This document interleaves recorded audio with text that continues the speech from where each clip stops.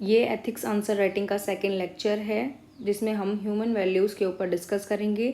लेकिन अगर आपने मेरा पहला लेक्चर नहीं देखा है तो आप उसे देखिए, क्योंकि हम यहाँ पर सिर्फ आंसर राइटिंग ही नहीं करते, साथ में चीज़ों को इंटरलिंक करना सीखते हैं और कम से कम पढ़कर उसका ज़्यादा से ज़्यादा यूज़ करना भी सीखते हैं।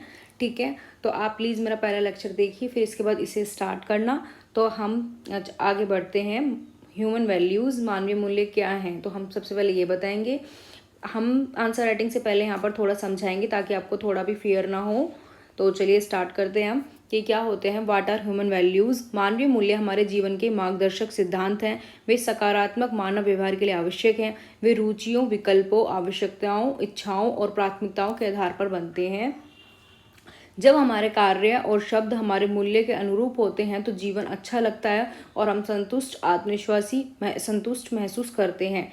और इसके बाद हम क्या करेंगे, इस पर एक कोटेशन है, दलाई लामा ने भी लिखी है, तो आप प्लीज़ इसे भी ऐड करिए अपने आंसर में। और नीचे सीधे लिखना दलाई लामा, जैसे every human action becomes dangerous when it is deprived of human feelings. When they are performed with feelings and respect for human values, all activity become constructive।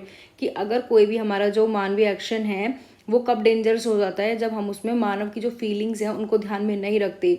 When they were performed with feeling and respect, अगर हम उसमें कोई भी कार्य जो हम उनके लिए करेंगे और उस मनुष्य के लिए हमारे दिल में फीलिंग होगी तो ऑल जो एक्टिविटीज़ होती है वो बहुत ही अच्छी हो जाती है, उससे कुछ अच्छा ही कार्य होता है। जैसे मान लो अपन प्राचीन काल में चलते हैं तो वहाँ पे जो लीडर्स थे तो उन्होंने किस जगह, कबीर हो, महात्मा गांधी हो, स्वामी विवेकानंद हो, तो सबने किस पे, मानव कल्याण पर ध्यान दिया कि किसका मानव कल्याण होना चाहिए।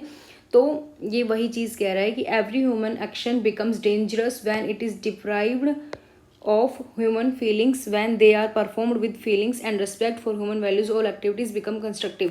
ठीक है, अब देखो, अब आपको देखो मैं इसको किस तरह से करंट से लिंक करूंगी। ठीक है, डेंजरस कैसे हो जाता है, और है ना, आप बिल्कुल भी इसको यूज़ करते टाइम ना बिल्कुल भी डरना मत। ठीक है, जैसे कि उत्पादों के विज्ञापन में इन्फ्लुएंसर की नैतिकता। केंद्र ने मशहूर हस्तियों और सोशल मीडिया इन्फ्लुएंसर के लिए एंडोर्समेंट दिशा निर्देश जारी किए हैं। ये दिशा निर्देश उपभोक्ता संरक्षण अधिनियम 2019 के समग्र दायरे के अधीन जारी है। आवश्यकता क्यों है इसकी? आम लोग मशहूर हस्तियों के रहन सहन के पैटर्न में बहुत गहरी रुचि रखते हैं और उनके जीवन स्तर को अपने लिए रोल मॉडल मानते हैं। ठीक है, ये पढ़ो फिर से कि आम लोग मशहूर हस्तियों के रहन सहन के पैटर्न में बहुत गहरी रुचि रखते हैं और उनके जीवन स्तर को अपने लिए रोल मॉडल मानते हैं।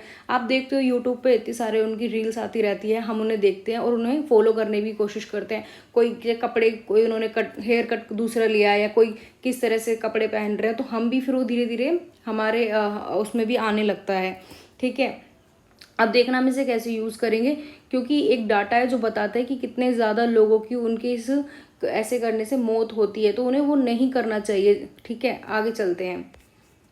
ये देखो, मैंने ये कल भी दिखाया था, तो मैं यहाँ पे यही दिखाती हूँ कि मल्टीपल, अब वो एक दो ही तो क्वेश्चन आएंगे ना, सारे तो सेम नहीं आ जाएंगे। हम इतने सारे आंसर राइटिंग कर रहे हैं तो सारे क्वेश्चन तो उठ के नहीं आने वाले, तो कम पढ़कर ज़्यादा से ज़्यादा यूज़ करना। अगर आप लास्ट में कोई भी ऐसी मैगजीन या कोई भी डाटा उठा के बस ले आते हो और आप उसको सिर्फ रटने में लगे हो और आप यूज़ करना जानते नहीं हो, तो आपको बहुत ज़्यादा बल्कि लगेगा। लेकिन आप धीरे धीरे छोटी छोटी चीज़ें सीख रहे हो, उन्हें यूज़ करना सीख रहे हो, तो लास्ट टाइम पे आपको डर बिल्कुल भी नहीं लगेगा, क्योंकि वो उसको आपने ना समझा है, ना कि सिर्फ उसको एक रटा है कि हाँ मुझे वो डाटा लिख के आना है।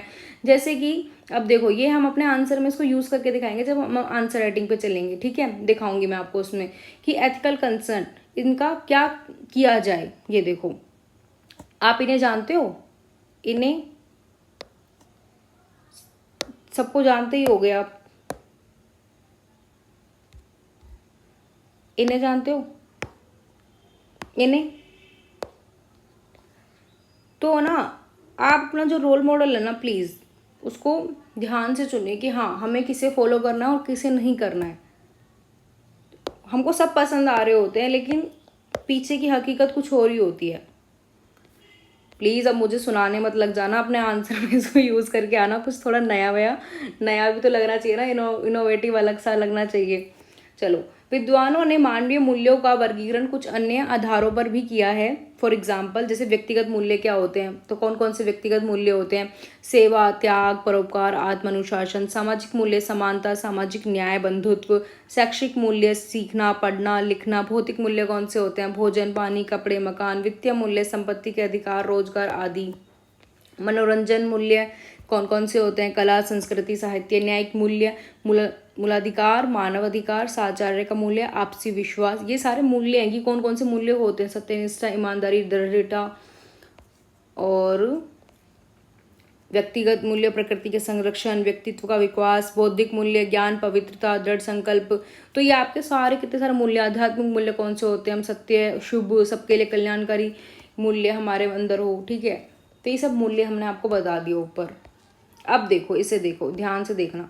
सकारात्मक मानवीय मूल्यों को लागू करने का कारण, सकारात्मक, नॉट नेगेटिव। ठीक है, तो देखो क्या होता है अगर हम सकारात्मक मूल्यों को अपनाते हैं तो सामाजिक हिंसा और संघर्ष, भेदभाव, बलात्कार, नक्सलवाद, जातिवाद, लिंगवाद, घरेलू हिंसा जैसी घटनाओं में कमी आती है। अब ठीक है, अब क्या होगा, जैसे हमने ये लिख दिया, अब करंट अफेयर्स में डाटा आएंगे जहां चीज़ें बताई जाएंगी कि ये इन चीज़ों से मतलब नए इनोवेटिव आइडियाज़ दें या तो कि ये सारी चीज़ें कम हो सके, है ना। तो हम उसमें ये लिख कर आ सकते हैं कि हमें सकारात्मक मानवीय मूल्यों को अपनाना चाहिए। अब वो कैसे अपनाएंगे?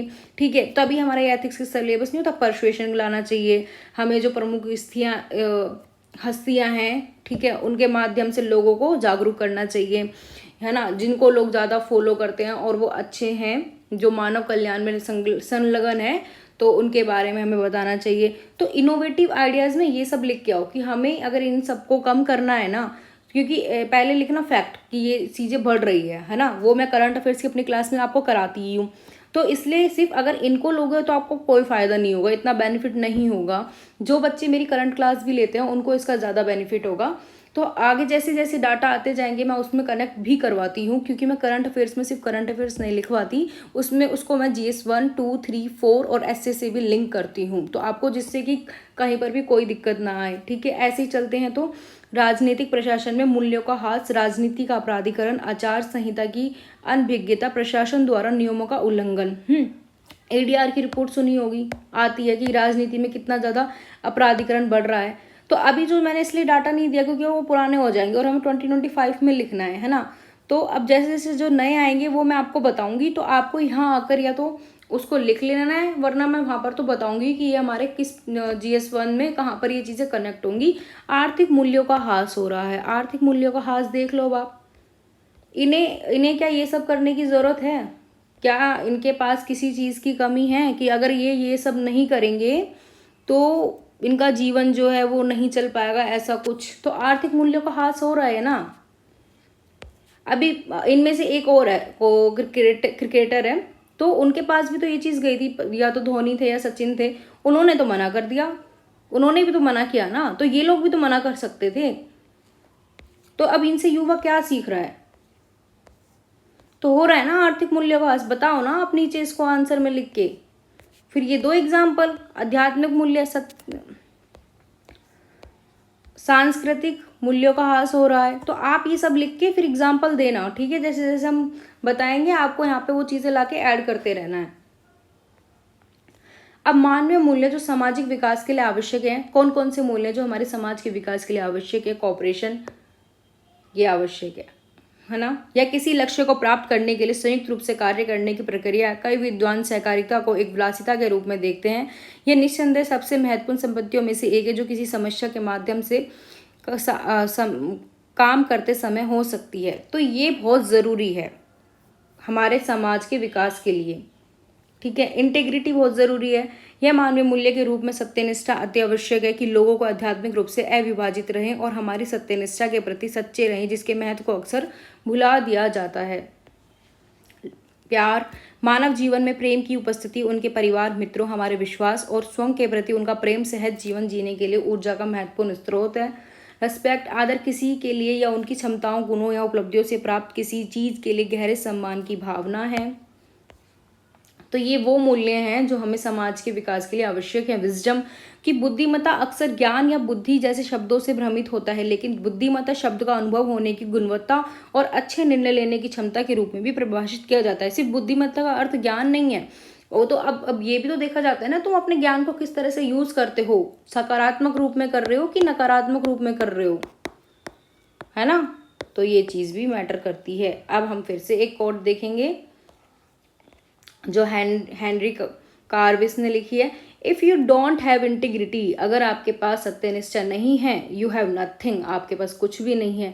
यू कांट बाय इट, आप इसे खरीद नहीं सकते। You can have all the money in the world, आपके पास संसार की संपत्ति हो सकती है, but if you are not a moral and ethical person, you really have nothing, अगर आप एक मोरल और नैतिक इंसान नहीं हैं तो आप कुछ भी नहीं हैं। तो इसको लिख कर आना अपने आंसर में। तो एक दो कोटेशन मैंने यहीं दे दी ताकि आपको कहीं पे भी दिक्कत ना आएगी। अब मुझे इसके लिए यहाँ पे कहीं जाकर कोटेशन ढूंढनी पड़ रही है या फिर किसी की स्टेटमेंट ढूंढनी पड़ रही है, तो सब कुछ यहीं मिलेगा। करंट अफेयर्स ढूंढना पड़ रहा है, सब कुछ यहीं मिलेगा, कहीं नहीं जाना। पढ़ो और सीधे एग्जाम में यूज करो और लिख कर आओ, ठीक है। तभी तो इस चैनल का नाम रखा है एस्पिरेंट प्रॉब्लम सोल्वर। उसको यही सब तो दिक्कत आती है यार, क्या करूँ, एक कंपाइलेशन कैसे बनाऊँ, अपने नोट्स को कंसोलिडेट कैसे करूँ मैं। अब मूल्य और नैतिकता के बीच संघर्ष, इससे पहले के लेक्चर में मैंने जैसे आपको बताया था कि नैतिकता और लॉ के बीच में क्या डिफरेंस होता है, ऐसे ही हम यहाँ पे भी देखेंगे कि मूल्य और नैतिकता के बीच संघर्ष, ठीक है। मूल्य क्यों महत्वपूर्ण है, ये बताता है कि मूल्य क्यों महत्वपूर्ण है। एथिक्स क्या कहती है, क्या ठीक है। एक व्यक्ति से दूसरे व्यक्ति में भिन्न हो सकता है मूल्य। मान लो आप किसी में डिसिप्लिन का मूल्य ज़्यादा उसको प्राथमिकता देता है, कोई कंसिस्टेंसी को, कोई परसिवियरेंस को, कोई इंटीग्रिटी को, है ना, तो कोई सेल्फनेस को, कोई कुछ भी मूल्य हो सकते हैं। वो सब व्यक्ति पर अपने डिपेंड करते हैं कि हमारे मूल्य कौन से होंगे, हम किसको प्राथमिकता देंगे, ठीक है। और ये आमतौर पर सार्वभौमिक होते हैं, जो समाज द्वारा मान लिया जाता है ना कि हाँ ये सही है, तो सार्वभौमिक होते हैं ये। क्योंकि अगर आप इनके बनाए गए नियमों का पालन नहीं करते तो आपको दंड मिलने का भी भय रहता है। जैसे कि अभी तो हम उस पर आ गए। एलजीबीटी समुदाय नहीं है, समलैंगिकों को भी हमारे कानून ने मान्यता दे दी है, लेकिन समाज क्या आज भी उसको स्वीकार कर पाया है, नहीं कर पाया है ना। तो यही चीज़ है कि हमने यहाँ पे जो आज भी ये जो चीज़ें हमारी इसको अलाउ नहीं करती है इन सारी चीज़ों को। आगे चलते हैं। यदि पैसा कमाना एक ऐसा मूल्य है जिसे समाज द्वारा पोषित किया जाता है, अधिकांश समाज उस मूल्य को संजोते हैं, और अगर समाज इस बात से परेशान नहीं है कि पैसा कैसे बनाया जाता है तो यह अनैतिक प्रथाओं को जन्म दे सकता है। देखो यही है कि समाज अगर ये चाहता है ना कि हाँ पैसा कैसे भी कमाया जा सकता है, तब तो वो चीज़ें ठीक है ना। तो ये अनैतिक प्रथाओं को, लेकिन ये क्या होगा कि पैसा कैसे बनाया जाता है तो ये क्या करेगा, अनैतिक प्रथाओं को जन्म दे सकता है। तो वही हम देखेंगे जो मशहूर ये सेलिब्रिटी हैं तो किस तरह से वो अनैतिक चीज़ों को जन्म दे रही है। नैतिक निर्णय लेने में एक दूसरे के खिलाफ विभिन्न मूल्यों को तोलना और उन मूल्यों को चुनना शामिल है जिन्हें ऊपर उठाना है। अब देखो आप इन्हें भी लिख कर आ सकते हो। इन्होंने क्या बोला है अपनी कोटेशन में, मूल्यों और नैतिकता के अलावा जिनके द्वारा मैंने जीवन जीने की कोशिश की है, जो विरासत में पीछे छोड़ना चाहता हूँ, वह बहुत सरल है कि मैं हमेशा उस चीज़ के लिए खड़ा हूँ जिसे मैं सही चीज़ मानता हूँ, और मैंने वैसा ही बनने की कोशिश की है कि जितना हो सके उतना निष्पक्ष और मैं न्याय संगत बन सकूँ। और अब भी ये जो जियो ने किया है, अपने एक इतने रिचार्ज बढ़ा दिए हैं। आप ये सोचिए जो ग्रामीण इलाके में लोग रहते हैं, मतलब इतना नेट वो कहाँ से लेके आएंगे, उनको पढ़ाई करनी होती है। पहले तो आपने इतना सस्ता दिया, अब आप मोनोपोली कर लिया आपने। तो अब उन बच्चों का सोचिए ना जो आराम से पढ़ रहे थे, अच्छा चल रहा था सब, वो हमारे समाज के विकास के लिए भी ज़रूरी था ना कि हाँ कि दूर इलाके में बैठा बच्चा भी आराम से पढ़ सकता है। अब आपने इतने ज़्यादा रिचार्ज महंगे कर दिए, तो सोच समझ कर अपना दायरे को कम करना होगा कि नहीं जहाँ वो 2 लेता होगा लेक्चर, 3 या 4 और ज़्यादा पढ़ सकता होगा, वहाँ उसे वो कम करेगा। तो यही वो चीज़ है। तो इन्होंने भी तो एक स्टेप लिया है ना, तो आप उसके बारे में सभी जानते होंगे। अभी ये करंट में चल ही रहा है ऐसा मुद्दा, तो इन्हें ज़रूर अपने उसमें आंसर में लिख कर आए, पॉजिटिव इम्पैक्ट पड़ेगा इससे। मूल्य और नैतिकता कैसे भिन्न होते हुए भी घनिष्ठ रूप से, अब ये कैसे एक दूसरे से भिन्न होते हुए भी घनिष्ठ रूप से संबंधित है। मूल्य वे हैं जो हम बचपन से सीखते हैं, जो हमने अपने माता पिता और आसपास के परिवेश से प्राप्त किए हैं। दूसरी ओर नैतिकता यह है कि हम वास्तव में उन कठिन परिस्थितियों का सामना कैसे करते हैं जो हमारे नैतिक ताने बाने का परीक्षण करती है। नैतिकता वह संहिता या सिद्धांत है जिस पर किसी का चरित्र निर्भर करता है। मतलब समाज ने अगर या किसी ने जो दार्शनिक विचारक विद्वानों ने बना दिया कि हाँ ये एक दायरा है, तो तुम अगर इसमें ही रहकर कुछ कार्य कर रहे हो तब तो तुम्हारा चरित्र ठीक है, लेकिन तुम इससे बाहर गए, तुमने कुछ अलग सोचा, तो तुम्हारे जो चरित्र पे उस पर क्वेश्चन उठना स्टार्ट हो जाता है। कम उम्र में नैतिकता के विकास के लिए मूल्य आवश्यक है और चरित्र निर्माण के लिए सहायक हो सकते हैं। अब सुनो, मूल्य क्या है, मूल्यों का विकास किस तरह से होता है।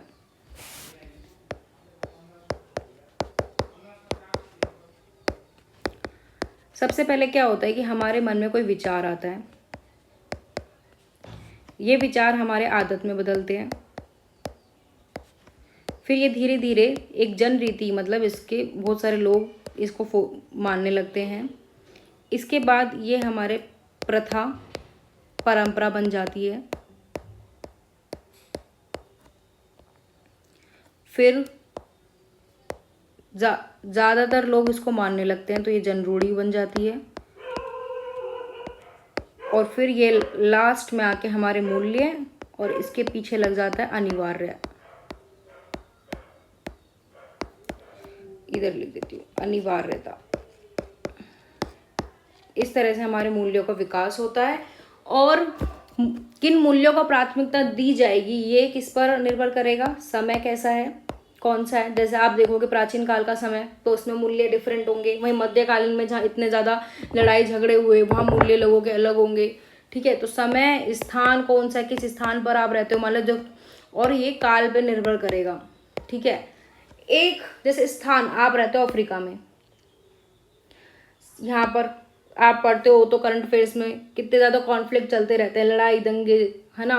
और एक आप रहते हो अच्छी ठंडी सी जगह पर। एक बार इसको क्लीन कर देती हूँ मैं सारे को जल्दी से।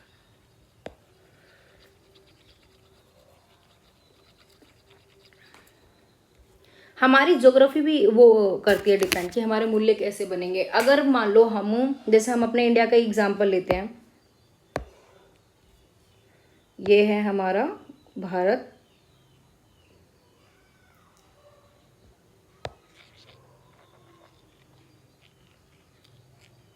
है ना। अब देखो जो यहाँ पर ये ठंडा इलाका, यहाँ पर है रेगिस्तान राजस्थान, तो यहाँ पर देखो लोग हमेशा ही उनको पानी के लिए कितनी दूर तक का सफ़र तय करके करना पड़ता है। तो ये यहाँ के जो लोग होंगे वो मेहनती होंगे, मतलब ज्योग्राफी पे भी हर चीज़ डिपेंड करती है हमारे किस तरह से मूल्य बनते हैं। ऐसे जो यहाँ पर जो लोग होंगे वो बहुत शांत मिलेंगे आपको।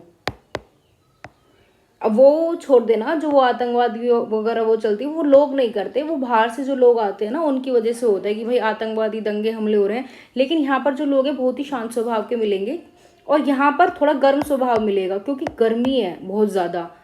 ठीक है, ऐसे ही यहाँ पर इधर देखेंगे तो वो हमारे जो मूल्य है ना उसी के अकॉर्डिंग बनेंगे। बस ये छोटा सा एग्जाम्पल था। चलो अब हम अपने आंसर राइटिंग की ओर आगे बढ़ते हैं।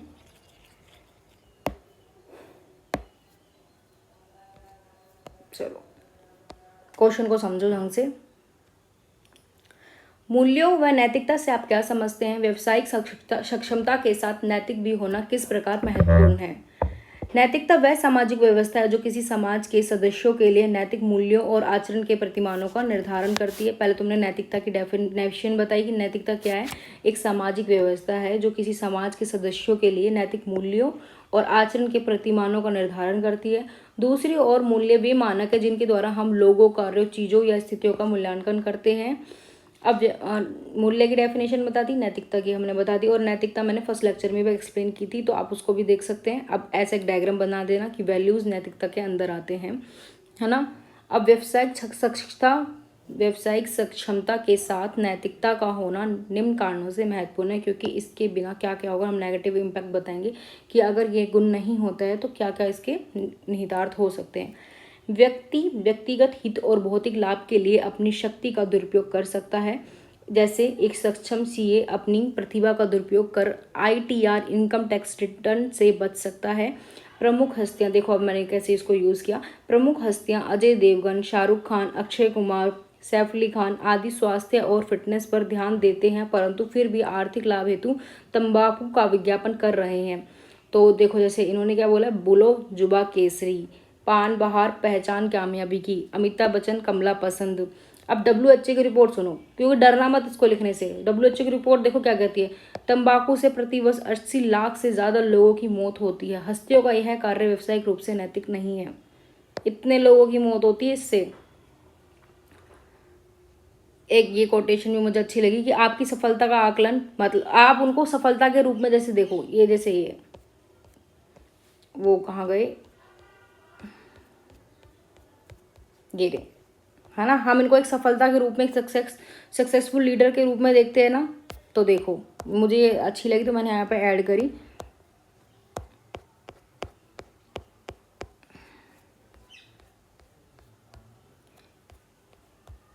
आपकी सफलता का आकलन इस बात से हो कि इसे पाने के लिए आपको क्या छोड़ना पड़ा। तो आपकी सफलता का आकलन इस बात से हो कि इसे पाने के लिए आपको क्या छोड़ना पड़ा। महात्मा बुद्ध, महावीर स्वामी, ये होना चाहिए हमारे जो मॉडल है, जिनको हम फॉलो करें। मतलब उस तरह से नहीं, जो इनके आदर विचार हैं, जो ये हमें ज्ञान से देते हैं, जो इनके सिद्धांत हैं, इन्हें फॉलो करें हम।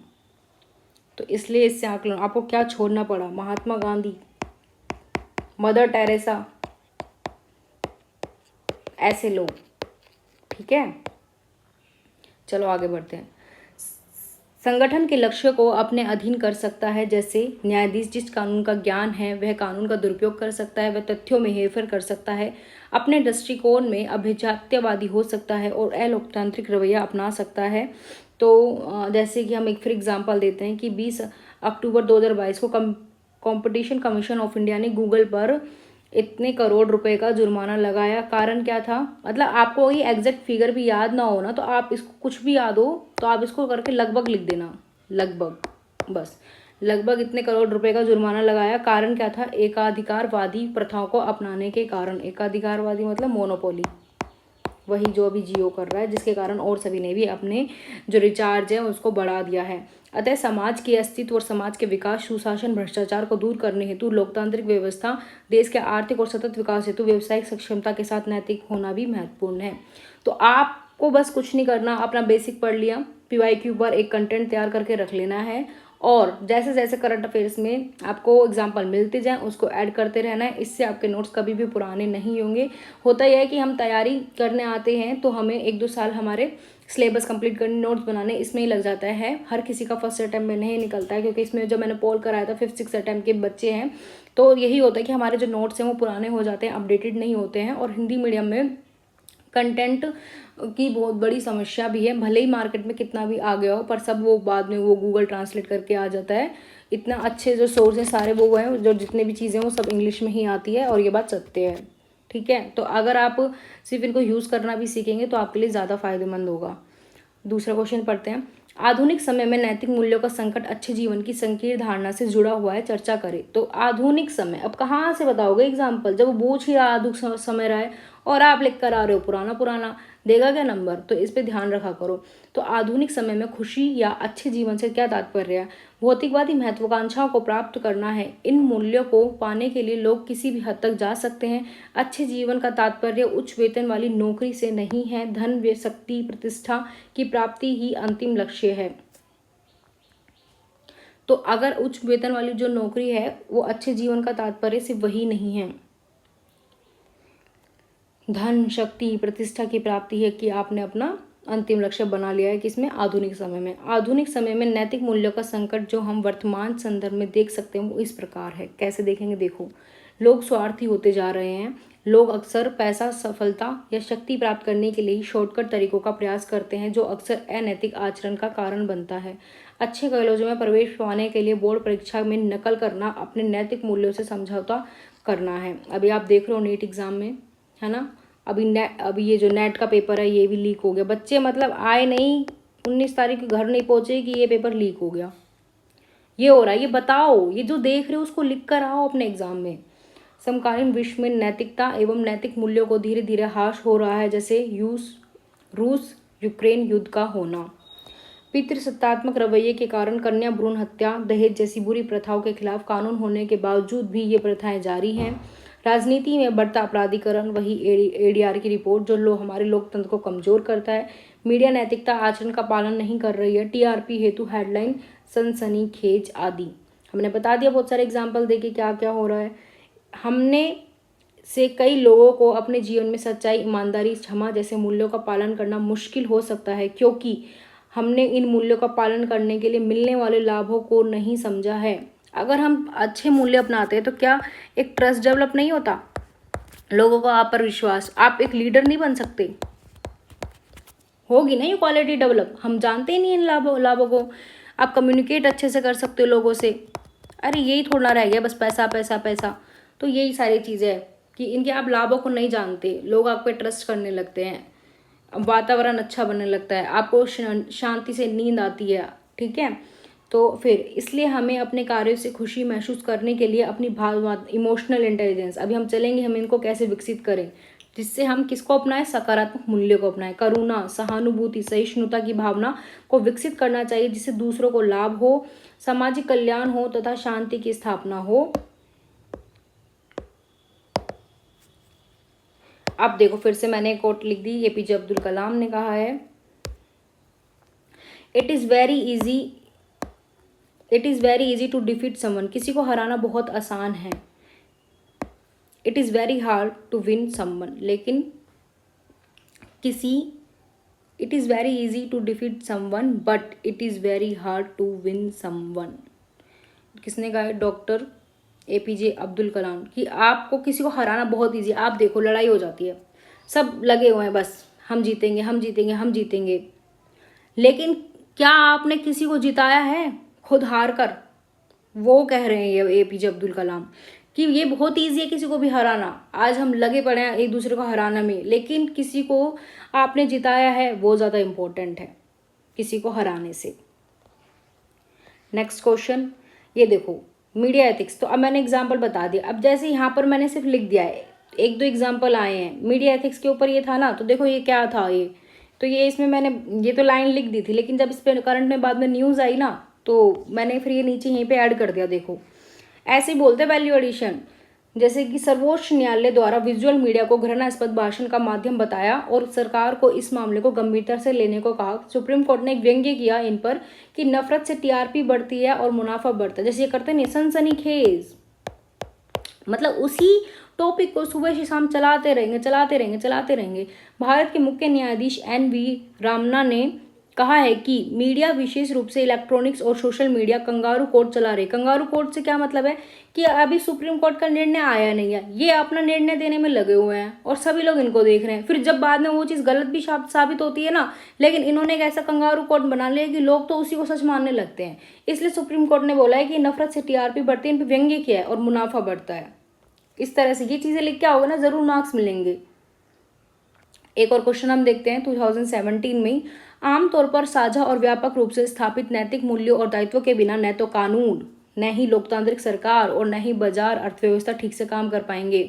कौन से मूल्य? आमतौर पर साझा और व्यापक रूप से स्थापित नैतिक मूल्य, अगर ये नहीं होंगे तो ये सब चीज़ें काम नहीं कर पाएगी। समसामयिक समय, देखो कहाँ से लाओगे एग्जाम्पल, जब बताना है यहीं से है, तभी नंबर नहीं आते, इसलिए तो डिमांड नहीं समझते हम। उदाहरण के साथ समझाओ, हर किसी में उदाहरण के साथ समझाओ। अब कहाँ से लाओगे आप उदाहरण? वो जो डाटा रट के उसको बस लिखे आओगे, जब तक यूज़ करना नहीं सीखोगे कैसे लिख के आओगे? तो चलो अब स्टार्ट करते हैं। मूल्य वे मानक है जिनके द्वारा हम लोगों, कार्यों, वस्तुओं, स्थितियों आदि का मूल्यांकन करते हैं। ये हमें सही गलत में अंतर करने में मदद करते हैं। नैतिक मूल्य जीवन के हर पहलू में आवश्यक है, चाहे व्यक्तिगत हो या व्यावसायिक हो। ये हमें देश के कानून का पालन करने और मानवाधिकारों के प्रति सम्मान विकसित करने में भी मदद करते हैं। नैतिक मूल्यों के बिना समाज में अशांति स्थापित हो सकती है। अब देखो कानून, भले ही बाल श्रम कानून के तहत निषिद्ध है, लेकिन हम अभी भी बहुत से बच्चों को खतरनाक कारखानों में काम करते हुए देख सकते हैं, जो हमारे समाज की नकारात्मक मानसिकता को दर्शाता है। कानून होने के बावजूद कन्या भ्रूण हत्या, दहेज प्रथा, बिना सीट बेल्ट के गाड़ी चलाना, अस्पृश्यता का प्रचलन आदि अभी भी ये सब हमको प्रचलन में देखते ही हैं। अब देखो डेमोक्रेटिक गवर्नमेंट कह रहे हैं लोकतांत्रिक सरकार नहीं चल पाएंगे। निष्पक्ष चुनाव हमारे लोकतंत्र का मूलभूत हिस्सा है। लोकतांत्रिक मूल्यों की कमी के कारण चुनावी गतिविधियों में नफरत फैलाने वाले भाषण, सांप्रदायिक घटनाएं, बूथों में धांधली, चुनाव पर धन का प्रभाव आदि देखने को मिलता है। अब बाजार नहीं चल पाएगा तो वो बताएंगे हम कैसे नहीं चल पाएगा। नैतिक मूल्यों का अभाव में कॉर्पोरेट CSR जो 2% कंपलसरी आपको अपने प्रॉफिट का इन्वेस्ट करना है।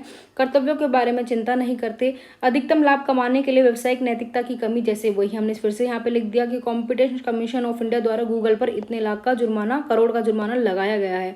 आप देख रहे हो, मैंने जब अपने लेक्चर 1 कराया था वहाँ पे भी एग्जाम्पल लिखा, इससे पहले ऊपर के क्वेश्चन में भी एग्जाम्पल लिखा, यहाँ पर भी एग्जाम्पल लिखा। तो आपको यूज करना आना चाहिए।